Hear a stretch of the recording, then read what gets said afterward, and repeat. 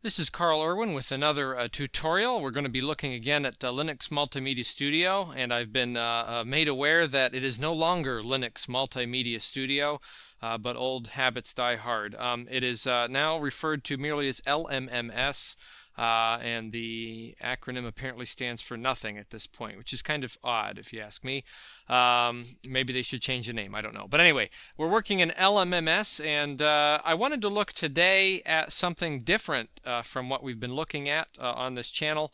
Normally, my focus on LMMS is based on the sequencer and the application of synthetic orchestral sounds or sampled orchestral sounds in the use of mock-ups or just kind of synthesized realistic orchestral music. And I want to look today at the other side of MIDI sequencing, which deals more with synthesizers. So we're going to deal with synthesizers today. And I have a piece here that I composed, I put together. I'm going to play it for you, and then we'll talk about it. And we'll look at what was used to put this together. Now, I'll warn you that I don't use a wide variety of different parts of LMMS. Don't use a wide variety of different instruments that they have available to us. There's actually quite a few synthesizers. I focus on one in particular, and we'll talk about that in a minute, and I'll explain why I focus on that one. But anyway, here is the piece. So listen closely and hope you enjoy it, and then we'll talk a little bit about it.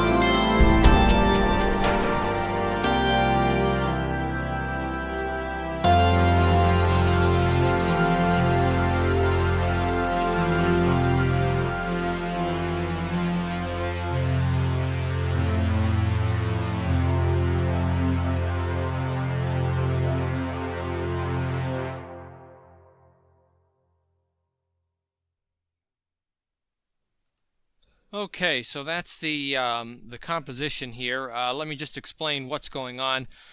First of all, it's based on actually a classical melody. It's from a Beethoven piano piece called Pathétique, known as the Pathétique. It's the middle movement of that piano set. The melody's been used before in some other things. I think Billy Joel used it in a song back in the 80s. Called This Night. So what I did compositionally is I just took the melody, the main melody from that Beethoven work, and I created a counter melody to sit over top of that and go with the chord progression. And that is what the opening 2/3 of the piece is based on, is that counter melody and that chordal progression. And then here, when we get to the last third, you hear the actual tune stated by itself, and then over top of that tune, as it's restated again after there's a modulation here, a key change. After that, it's stated again, and we hear that counter melody then in double speed, double time over top of that main melody. So that's what's going on here. There are a number of synthesizers, quite a few synthesizers in here. However, they are all one synthesizer plugin. And I wanted to point you to this in LMMS. It is the ZynAddSubFX synthesizer, and you can see the web page here. It is a SourceForge project. And I don't believe this is the version that is in LMMS, but this is the current version. You can actually download it. It's a cross-platform project, so you can download it for Linux, Windows, and OS X. It can be downloaded as a VST, or it can be downloaded as a standalone instrument that could be plugged into something like the jack audio interface. So that is the synthesizer that we are using here. It is on board already in the plugin list over here in the instrument plugins down here at the very bottom in LMMS. Now LMMS has a number of synthesizers. A couple of these on here are sample players, such as the gig player, which actually I have not played around with. I haven't used gig files at all, gigafiles I should say. They are sampled sound files, much like the sound font format, but I believe they are a bit larger, have a little bit more fidelity to them. I'll have to get my hands on some gigafiles and play around with that at some point. There's the SF2 player, which is what we've focused on in the tutorials that I've looked at. There is the Vestige VST host, which is very interesting because it allows you to use VSTs in LMMS even if you're in Linux, provided that the VSTs are 32-bit VSTs. Many of those will play. The 64-bit ones not so much. Now I've played around with a lot of great VSTs. You probably have downloaded a lot of VST synthesizers yourself and samplers. I have given up on that. Quite frankly, and it's really because I discovered the power in the ZynAddSubFX synthesizer. If we open up one of these here, you'll see what it looks like. This is the instrument, the plugin, I should say, instrument, and then inside of that is the GUI interface. And the graphic user interface is not terribly pretty. And I think this is a couple versions, might be a version back from what you see on the ZynAddSubFX website. But it is an incredibly powerful synthesizer. I've not played around with formulating and creating my own sounds yet. I probably won't get into that too much, and I can show you why that is. The reason why I'm not terribly interested in playing around with the settings is because if you come over here in LMMS to the samples section, presets section over here, you'll see that there are folders of presets for the various instruments, at least some of the instruments. And down here at the bottom you see the ZynAddSubFX. ZynAddSubFX comes with an enormous library of presets. And this is something that's up for debate with synthesizers, whether or not you use presets on, and I'm talking about analog, standalone synthesizers, the real thing as well, whether or not you use the presets, or if you are more of a purist, if you create your own sounds. To be honest with you, there's very few high profile recordings out there using synthesizers that don't use the presets. Synthesizers have become very famous, some of them, because of their presets. Their presets identify the synthesizers as what they are, kind of as the known tone of voice for that instrument. So I use these presets. I think these presets are quite excellent. You can see there's quite a few in each one of these folders that is provided here, and I find that these work very well. And if I want to change the sound of one of these presets, what I will usually do is, rather than tweak the plugin, I will just go into the plugin interface within LMMS and start adding effects on top of the chain, the output chain. So you can add EQ, you can add filters, and you can put a number of different controllers on there to change the sound and add the sound. But just playing around with these presets gives you plenty to work with. And the neat thing about this is you can go to your presets folders and click on a preset, drag it, and just drop it directly into your project over here, and it will automatically load the plugin in. Likewise, once you've entered data over here, if you want to change a preset or switch to another preset, you can click and drag and drop the preset into the instrument, and it will change the preset without editing any of the MIDI data that you've put in there. So these are the instruments that I have. I have a couple of Rhodes pianos. So these are very popular electric piano from the 1960s, I believe. And it makes this sort of cross between a piano and organ sound. It has kind of a percussive attack like a piano does, but it has a bit of an organy kind of fall off. It's a really very sought after sound in a lot of music that's using electric piano. The Rhodes piano is a very likable sort of sound for pop music and 1980s period type music. I also have a few string presets. And again, when you're talking about synthesizers, when you say strings, usually it doesn't really sound anything like strings. It's more like a saw wave that's been edited to have kind of the mellow character of a string section, but not really getting all the way there. Another Rhodes piano here. I also have some distortion guitars, and they don't sound like real distortion guitars, but they are a synthesized kind of variant of that. So here's one, here's another, here's another one, and these work together. We can look in the project, see how that works. So let's skip over this for a moment. I have a couple of sound samples in here that I'll talk about. A couple of soft synths. So these are just synthesized kinds of pads. Very popular from the 1980s type music. Down here, another Rhodes piano. So quite a few Rhodes pianos in here. Here's a soft pad. So this is kind of like the lead synth sound, but it doesn't have the edge to it. It's more of an atmospheric. Usually when you see pads listed in your presets on a synthesizer, it's referring to more of an atmospheric tone. Down here we have a bass sound. And then down here we have something called Canyon Wind. And this is an atmospheric effect that's been programmed into the ZynAddSubFX instrument, and it's used a couple of times here to add a little bit of atmosphere. So there's even some sound effects in there. I also have a few beat bass lines that have been created. If we open up the beat bassline editor, we can see what some of those look like.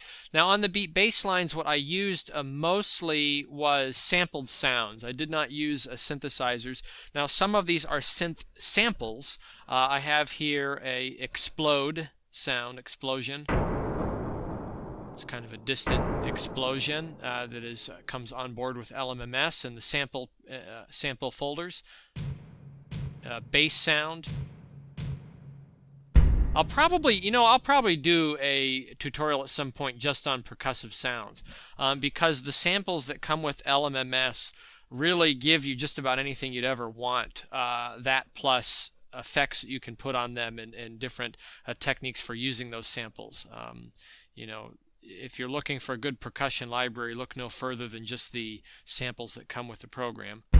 Another explode. Now, I don't know that you can hear a difference. Maybe there is no difference. I might just use it in a different way here, but I might. See, I have a reverb effect on the one.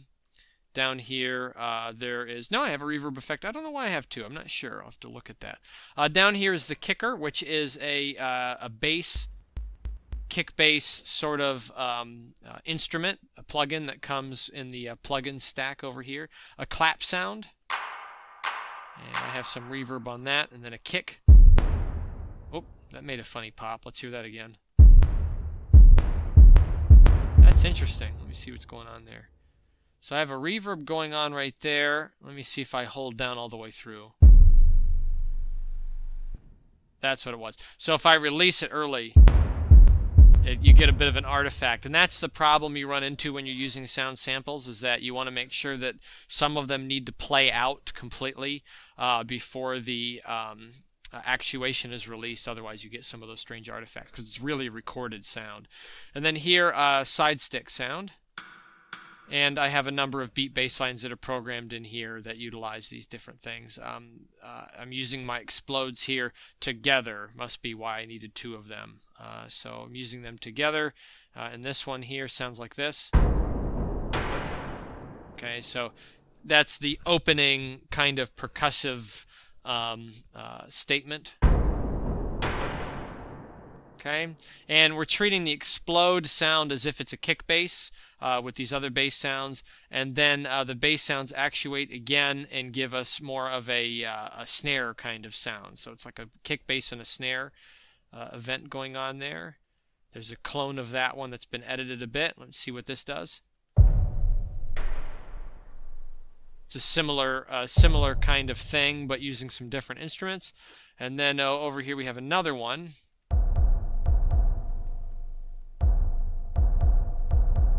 And you can see I use the volume controls over here to mix together to get the right sound.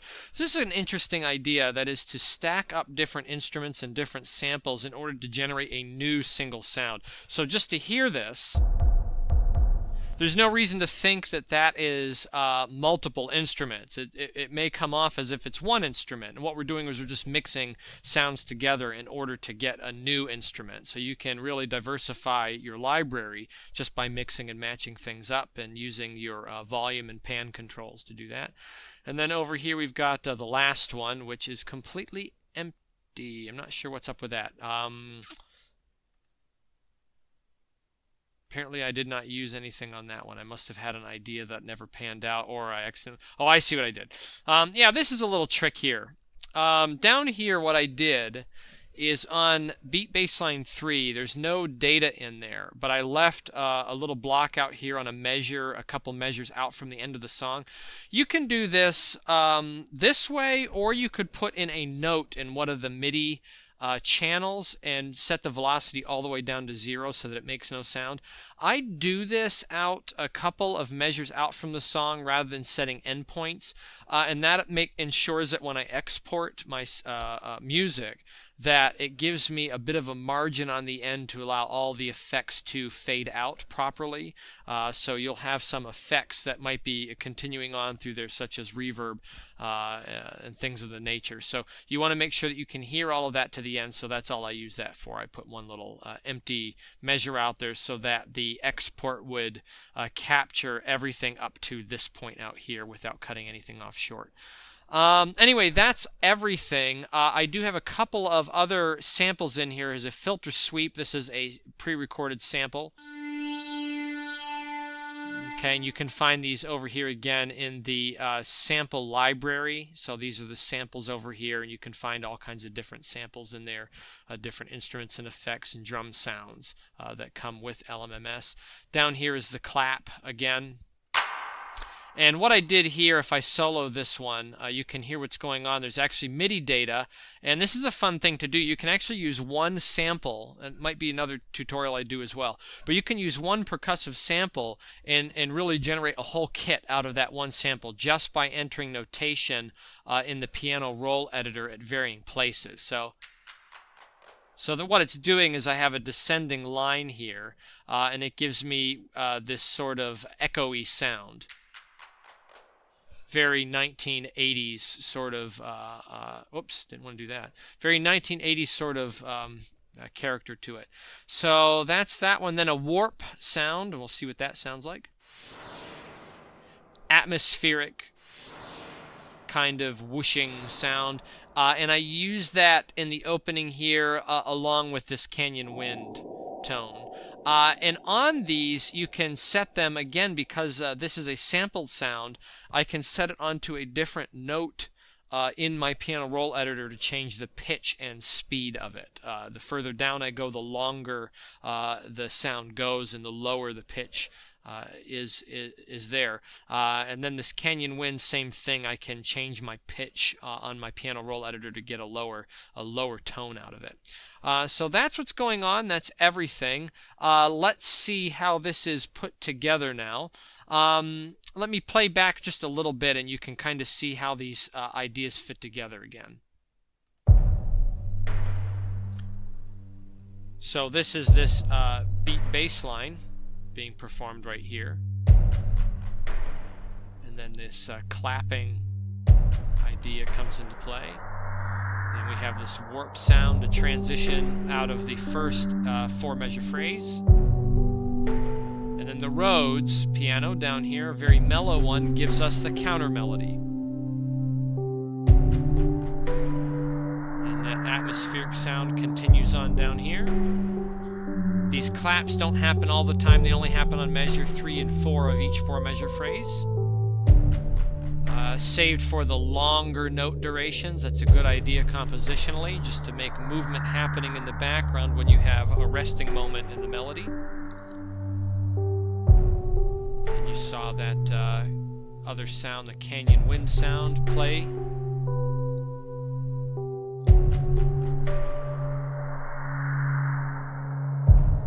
So this is the counter melody statement, and this is merely just the bass notes of the chord progression. There are no inner voices going on here. We're reserving that for the next moment here, when the Rhodes piano is going to become the chordal instrument, and then we have the soft synth take over the melody. Very 1980s sort of sound to that, where the synth is the lead. Then down here we have this bass sound going on.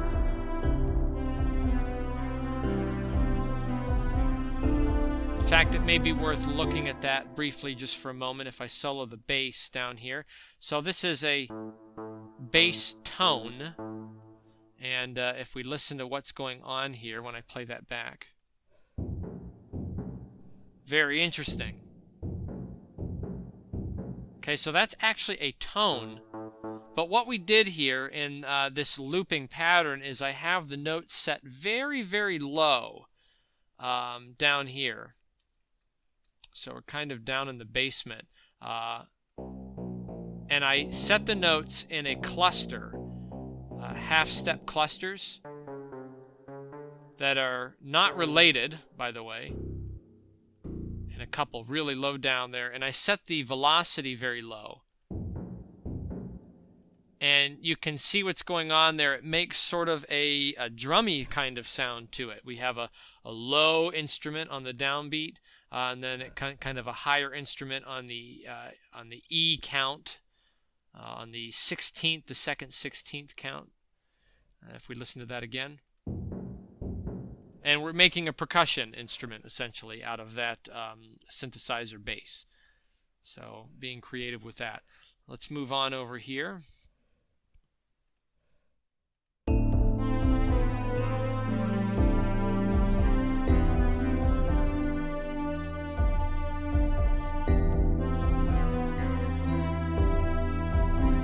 This goes along with this pattern, which is the same rhythmic pattern. And and that helps also to establish a bass drum kind of sound, bass drumming instrument, percussion instrument.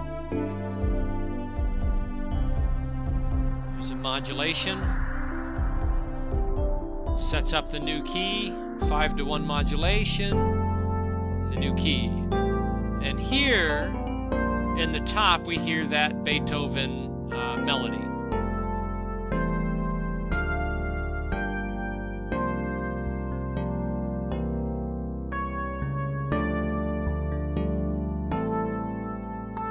I believe it's an E minor piano sonata, the original. And we have the Rhodes, two different types of Rhodes pianos, one handling the melody, one handling the backgrounds. And then down here we have the distortion guitars taking over that counter melody now in double time. You can see if you compare the MIDI data that it's the same MIDI data, it's just that this is half the speed as that.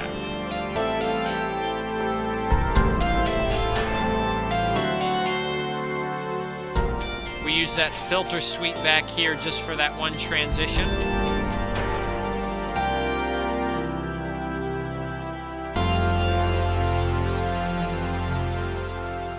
These soft synths come back to give us the closing statement.